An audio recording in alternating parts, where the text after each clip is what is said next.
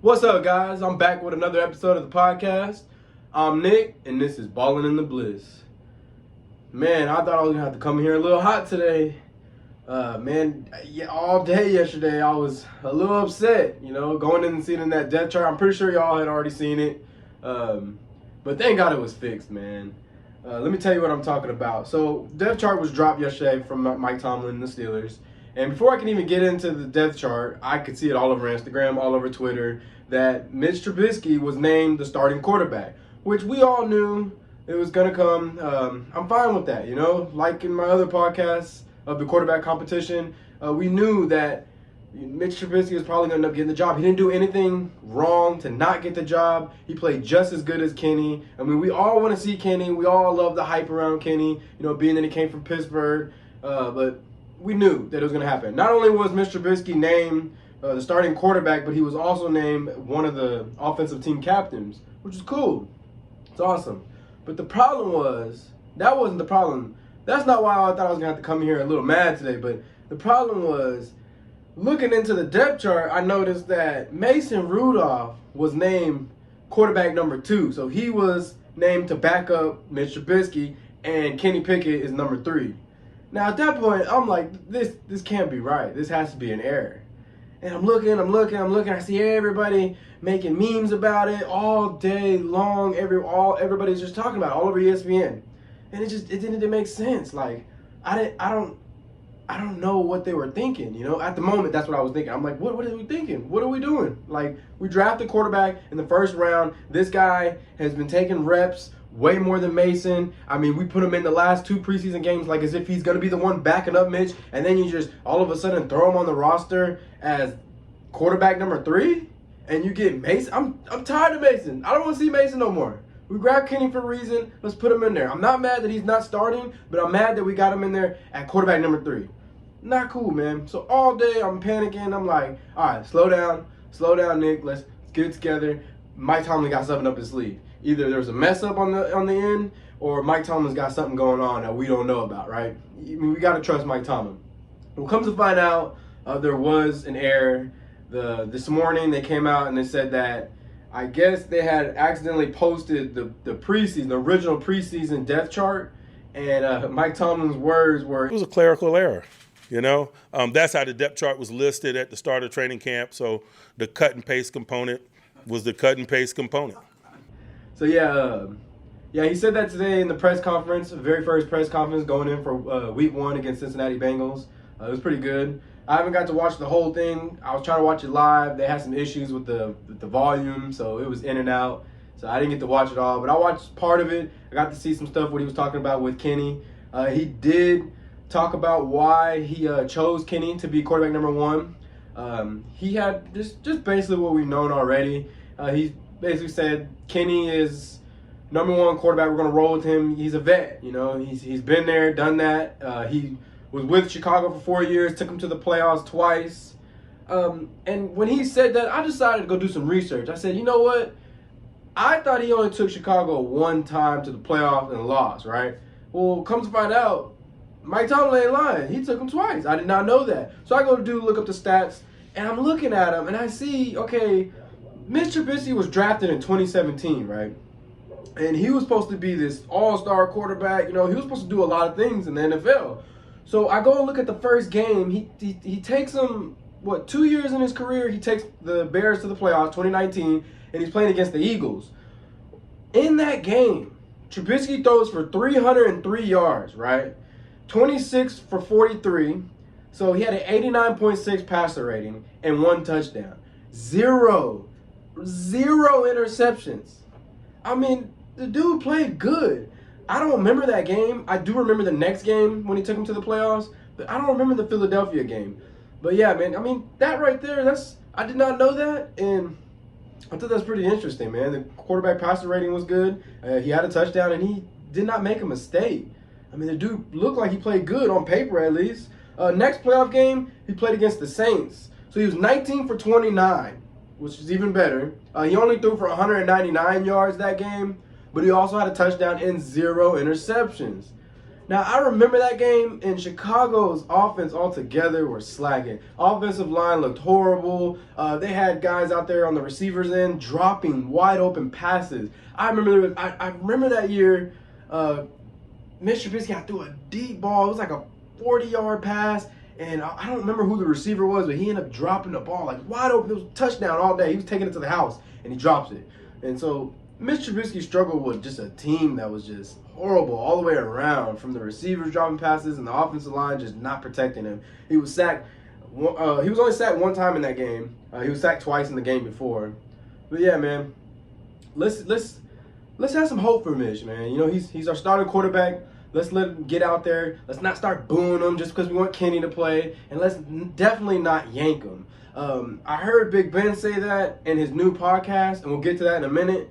But he said, I just hope that if Mitch has a bad game, or maybe even two, we don't just yank him, you know, and he hopes that the fans don't just start booing him, trying to get him out. Because nobody deserves that, man. And everybody has their days. And, yeah, Mr. Trubisky, I think he's going to turn out to be pretty good. And if he does play good, let's keep him in. We still got Kenny. He's still the prospect. He's still the future of Pittsburgh Steelers.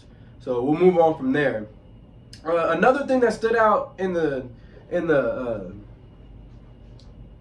depth chart was the offensive line.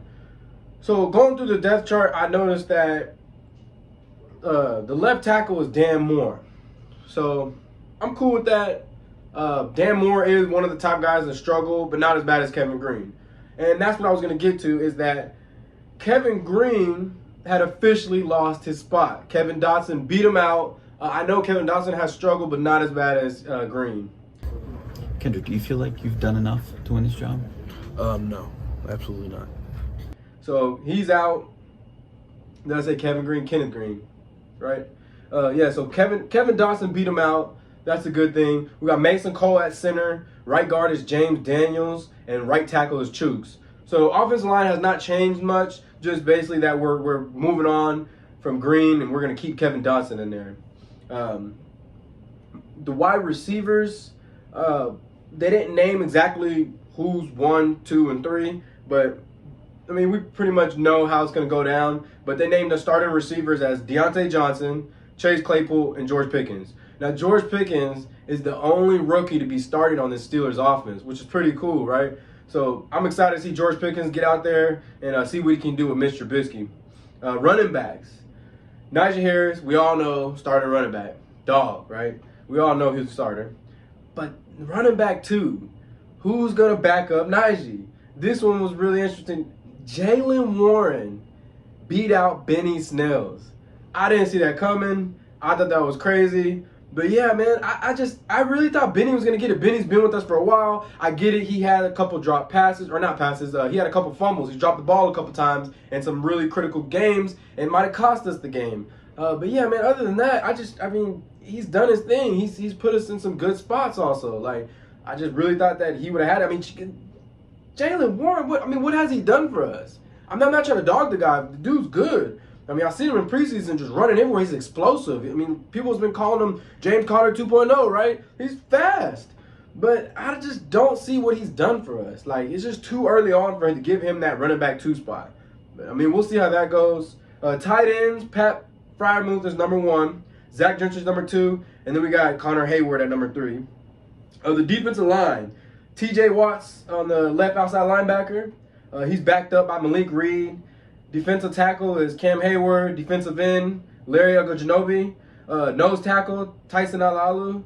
And then right outside linebacker is Alex Highsmith. And he's backed up by Jameer Jones.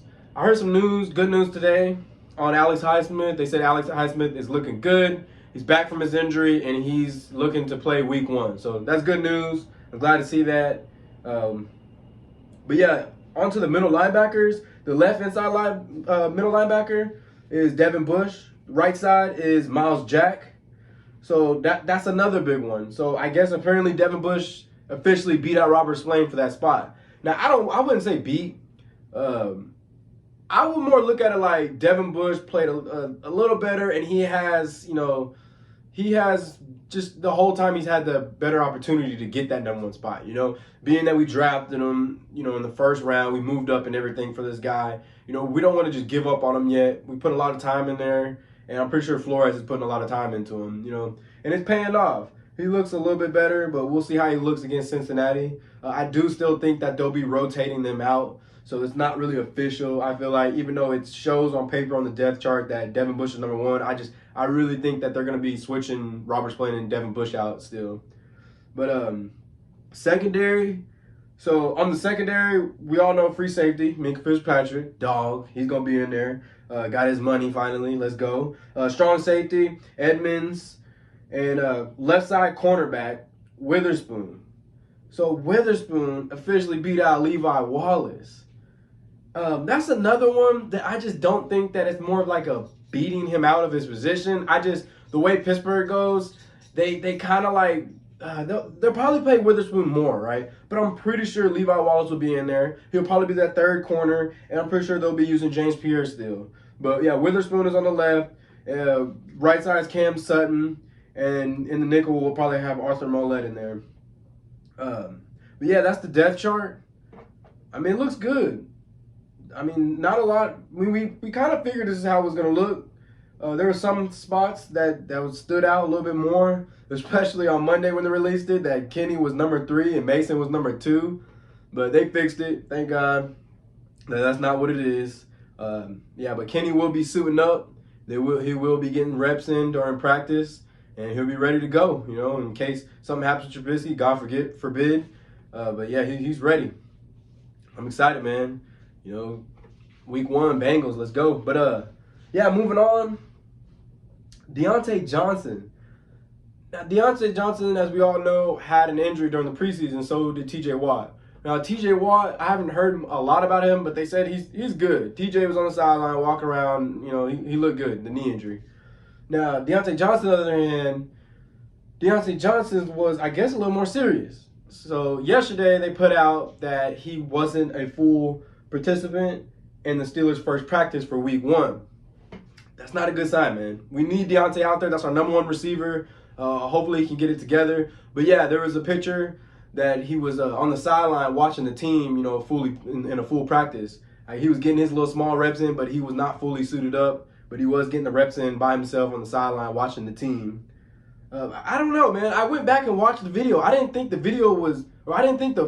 the fall that he had was too bad. Well, I went back and watched it, and I guess it was pretty bad. Y'all check it out real quick. We thought highly of him when we drafted him.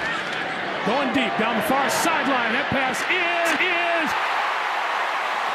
caught inside the 40-yard line. I mean, yeah, as y'all can see, he did land pretty hard on that left shoulder. He got up pretty fine. He was able to raise his right hand. But, I mean, they took him back to the locker room. Mike Tomlin did come out during that preseason game and said it's nothing serious on both guys, TJ and Diontae, that if this was a regular season game, that they would already be back out there playing. So hopefully we can see him out there by Wednesday. I wouldn't say, you know, this is anything to panic about. It's only Monday. We still got Tuesday, Wednesday, Thursday, Friday, and Saturday to the game. So we got 5 days into the game, but I would really start to worry if he's not out there by Wednesday practicing. If we don't see him in a full participant of practicing by Wednesday, then yeah, we should be a little worried. But yeah, like I was talking about earlier, Roethlisberger has started up a podcast, man. It's pretty cool. So he's been doing his YouTube thing for like, I want to say about 2 years now, and I guess he finally decided, let's do this podcast. So it's pretty cool. I was checking it out, listening in, and he has some things to say about Mitch Trubisky. He came out word for word and said he should start. He's a veteran. He's been around for a while. He gives you, in my opinion, the best chance to win right now. Now, I don't know about y'all, but I mean, we've all been saying that. I've been saying that for a while now, that Mitch Trubisky's he's just been in the game for a while. He has more experience. And not only that, my number 1 thing was the O-line. Now, Big Ben's not going to come out and say that. Big Ben's not going to be like, oh, yeah, offensive line looks like shit. You know, let's throw him in there. And let's not, you know, throw Kenny out there with a horrible O-line. Let's throw this guy out there instead. He's not going to say that. But that's my thing. You know, that's the biggest thing. But not just that. Also what Big Ben is trying to say, you know, he's the vet. And that's also what Mike Tomlin was saying in the press conference today, that he's the vet. he's been there, been to the playoffs, played behind a horrible O-line. Kenny hasn't, right? Kenny's rookie. You got to get a feel for it. But, yeah, man, but just check out the clip. Kenny Pickett, Big right? Ben, He everything got drafted first round out of Pitt. And I thought he's had a great preseason. I thought he's played really well. Yeah. And I think it's for guys like him, especially, that'd be good. Like, in my opinion, I think Mitchell Trubisky is the starter. I think he should start. I think he's a veteran. He's been around for a while. He gives you, in my opinion, the best chance to win right now. Sure. But I think Mitch Kenny has done a great job. I mean, you watch him, you wouldn't. From what I've seen in the preseason, you wouldn't be like, oh man, he's a rookie. He's got some learning curves. Right. He's going to, because when the regular season picks up, it gets faster. But I think he's done a great job. Yeah. I think though it would benefit him. I would say it's about almost all rookie quarterbacks. It benefits you to sit behind a veteran for a little bit of time. And I think Mitch is a great leader, a great football player. He's a great athlete. He's a good quarterback. He's the guy that they brought him in here for a reason. Mm-hmm. And I think he's going to mentor Kenny, and I think he'll really help Kenny a lot. Right. But in my opinion, it should be Mitch's job for the time being. And if Mitch plays well, keep him in there. Yeah. And even if Mitch has a bad game or something, it doesn't mean just yanking. Like, people are so excited for Kenny, which they should be. I mean, he's a Pitt kid, right? Played at Pitt, and so they're super excited for him. But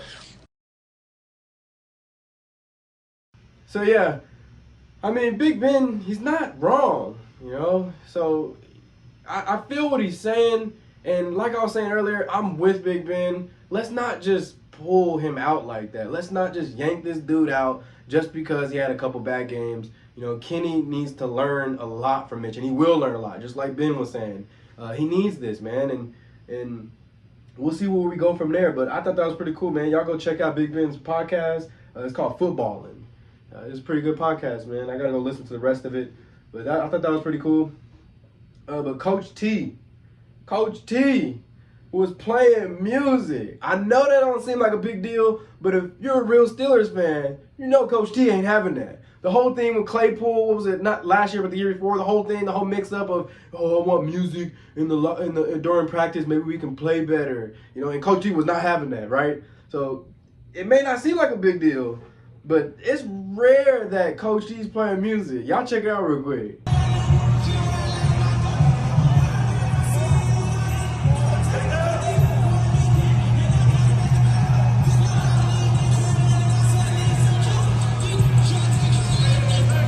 Hey, they listen to Dreams and Nightmares too, man. That's top 5 NFL music right there. But yeah, man, I thought that was awesome that Coach T was out there, had those guys pumped up, listening to Dreams and Nightmares. But yeah, hey, it's Bengals week, man. Y'all know what that means. It's Bengals week. Say the tone. Try to turn my diamonds here, they smacking head of tone. About what you saying, yeah, just shut up and let me go. Riding in that beat. Upset, baby. Let's go. We're going to walk in there and we're going to take over the trap. All right? Let's go. We're going to make another podcast on that in a couple days before the game. We also got the UFC, Nate Diaz versus Hamzat Chimaev. We'll have another podcast a couple days before that. Maybe we can get it up by Thursday, Friday. But yeah, man, I appreciate y'all tuning in. This is all we got for the podcast today. Y'all go like and subscribe. This is Ballin' In The Blitz. We supply who buy. Walk in your trap and take over your drop. Walk in your trap and take over your drop.